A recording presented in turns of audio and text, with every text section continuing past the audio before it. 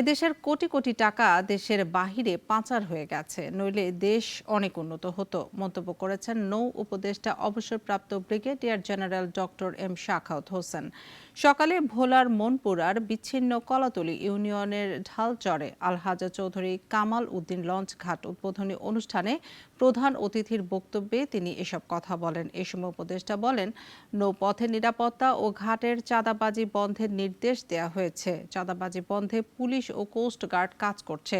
এছাড়াও দক্ষিণাঞ্চলে নৌপথ সচল রাখতে ড্রেজিং কার্যক্রম চালুর কথা রয়েছে।